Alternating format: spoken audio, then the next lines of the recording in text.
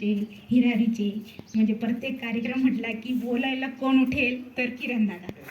तर किरणदादा वेळात इथं आलेत कार्यक्रमासाठी, तर त्यांचे मी या कार्यक्रमात मनापासून आभार मानते. तसेच आत्ताच देवरे दादा आलेले आहेत, त्यांचेही मी आभार मानते. आणि इथं माझे धीर तसेच मिस्टर या कार्यक्रमासाठी म्हणजे कालपासून धावपळ करत होते, त्यांचेही मी आभार मानते. आणि संपूर्ण जायखेड्याअंतर्गत गावातील जे पोलीस पाटील आहेत त्यांचेही मी मनापासून, आपण एवढ्या उन्हातान्हात या कार्यक्रमासाठी आलात त्याबद्दल तुमचेही मनापासून मी आभार मानते.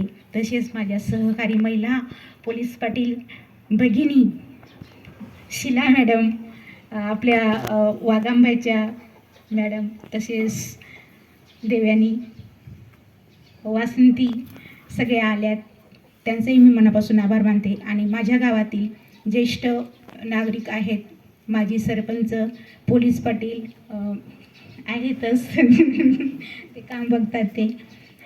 त्याच्यानंतर तंटामुक्ताचे अध्यक्ष आहेत, वळंजूभाऊ आहेत, इथले सर्व माझ्या घरातले. तर आपले लोकांचा आभार मानायचं नसतं तरीसुद्धा मी माझ्या घरातील माझे सर्व नातेवाईक, माझे 2 दीर, त्यांच्या पत्नी म्हणजे जाऊबाई, तसेच माझ्या ज्या काही नणंदबाई आहेत तिघी पण. आणि साहेब सांगायला एक आवडेल की इथंच ते म्हणजे राहतात, त्याच्यामुळे कुठल्याही अडीअडचणीला हाक दिली तर ते सगळे हजर असतात. म्हणजे त्यांचे मुलं असतील, माझे भाषे सगळे, म्हणजे कुठले दुःख असेल सुख असेल तर सगळे येतात, अडीअडचणीला मदत करतात. आणि एक विशेष सांगायला म्हणजे मला आवडेल की म्हणजे महिला आहेत म्हणून एखादं काम महिलाच करतील असं नसतं आमच्या घरात. म्हणजे महिलांची कामंसुद्धा आमचे पुरुष मंडळी सगळे इथं बसलेले आहेत, तर ते सुद्धा करतात. हे विशेष आमच्या घराचं एक वैशिष्ट्य सांगता येईल.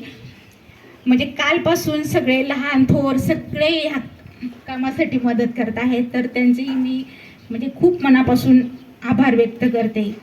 आणि आपण सगळेजण या कार्यक्रमासाठी उपस्थित झालात.